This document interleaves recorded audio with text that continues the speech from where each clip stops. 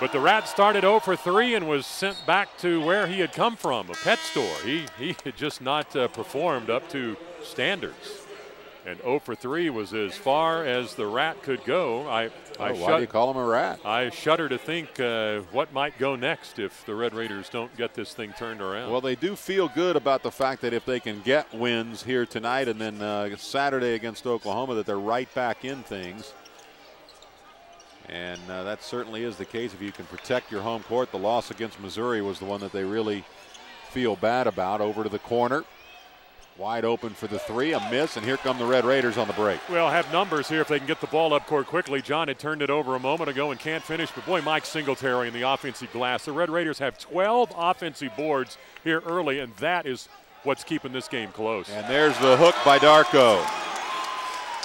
That's his favorite move inside, and usually when he gets a look at it like that, it's going to go. Darko 6 points and 6 rebounds, but that possession, the offensive rebound by Singletary to keep the play alive, keep the ball on the Red Raiders' end of the floor, and then Darko able to finish. Inside 2 minutes to play here in the first half. And it's Robertson now on Garrett, and he's able to get the turnover. Well, and that turnover really caused when Darko came over to help with the double team down low. Garrett didn't expect that and turned the basketball over, and Singletary the beneficiary again. Yeah, as Jenkins a little too strong. Darko and Mike, you opened up a 7-point advantage. Biggest lead so far for the Red Raiders with 1:30 left to play here in the half. You like to have runs at the ends of the half like this. Well, and you want to make it tough on Brackens, who got away from a double team there, and then Darko winding up on the switch, and Brackens not able to take advantage. Yeah, and they called it out of bounds against Hamilton, so the Red Raiders have the basketball here with 1:17 left in the half. Chance to extend that lead. Pat Knight wants his team to get good spacing here on the offensive end, get out wide, use the entire floor, and of course that spreads out the Cyclones' man defense as well. Smaller lineup in there for the Red Raiders. Singletary and Okori, who has the basketball now. Jenkins, Robertson, and Darko. Well, Jenkins thought about it a couple of times. Hard to drive around the long arms of Craig Brackens. On Robertson, boy, is he feeling it or what?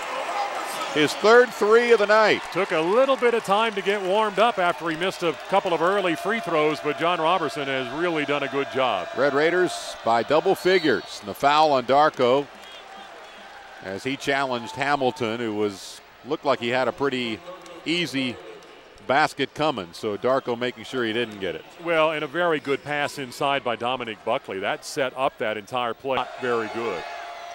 Hamilton makes both of his, however, his first 2 points of the night. In fact, just the 5th player to score for Iowa State. They only had 4 players on the board up to this point right before the end of the first half.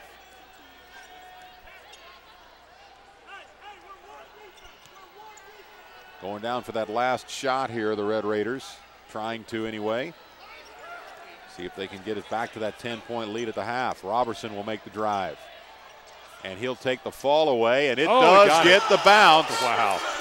And the time is going to wind off the clock.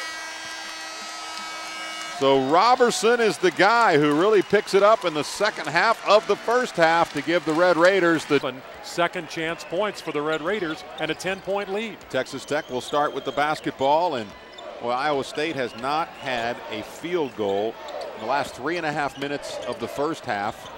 And it starts out with John Robertson with another bucket. How about John Robertson able to drive inside and score? And that just extends, what's he got, 15 points now in basically the last 8 minutes of the game.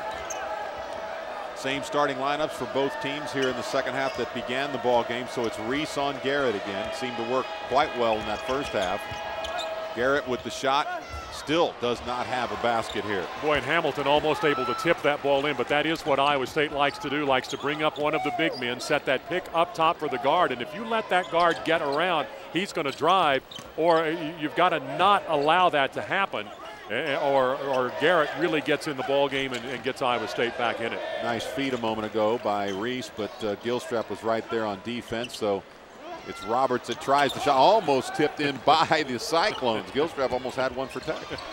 If been on both sides of the ledge. Yeah, if DeWaylen had hustled inside there just a little bit, he might have had a chance to follow up the tip by Iowa State. Well, Gilstrap trying to open like he did the opening of the game by hitting a three-pointer, but this time it doesn't go, and it's Reese that puts one up instead, clanks it off the iron. Well, Red Raiders' patience. They really hurried that time down the floor. Brad Reese jumping up and firing off that shot, but just be a little more patient, run the offense. Quick hands by Darko knocking it out. And there's Garrett's first basket of the night. Yeah, it comes at the 18-20 mark of the second half. Hat Knight after the quick shot and miss, and watching Garrett able to drive inside for 11. On Saturday night, should be 7 o'clock. Coming out of that timeout, Darko called his teammates together and spoke to them just before the Red Raiders inbounded the ball. Brought it up and nearly threw it out of bounds. Robertson missing there. And Iowa State with a chance to narrow the gap, but Garrett, we've already seen him getting more involved in their offense. Bracken's fighting inside, and he draws the foul by Chodarovich. Brackens tries again, can't get the second one either. Wow, 0 for 3 in the ball game.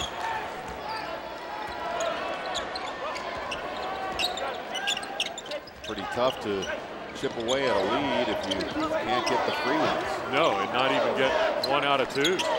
Robertson flying through the lane and can't get the shot to work out. Had a good look. And now it's Christopherson wide open for the 3.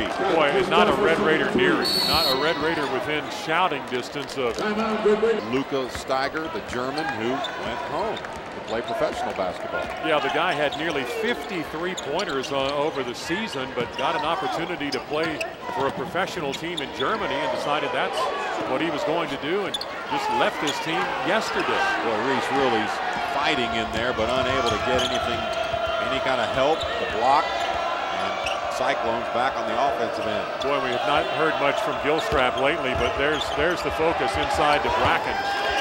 Pays Great off. ball movement by Brackens, goes one side, then the other, lays it in, and he's got 7. Well, and halftime we talked about this. How well can the Red Raiders play in front when you come back out in the second half? And the answer to this point has been not so well, but made free throws attempted, gets a lot of chances, and has certainly improved that part of his game over his Red Raider career. Well, usually he does.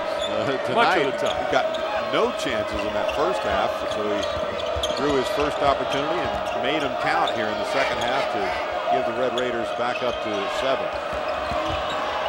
Kick out Christopherson open. And it's Darko that comes up with it. Gilstrap hustling in there. Now Garrett trying for the reach in, and he gets called against Robertson. Darko got that ball up the floor to Robertson. Did not know that. Offense so well. You could tell coming out of the locker room too, John, that McDermott must have told his team, you've got to be more aggressive against this Red Raider team because they've really shown some aggression here in the first part of the second half. Absolutely, and Garrett, like John Robertson for the Red Raiders, averages 5 assists a ball game, and you count on that to get the ball into your teammates' hands where they can score, and certainly without him, Garrett will be missed. Darko with a nice job. Cutting across the lane, gets the rebound, and gets a new shot clock. Just that hard work by Darko. That's what you have to have. And Dindy, I think, holding on to Mike Singletary on that motion offense. And the foul does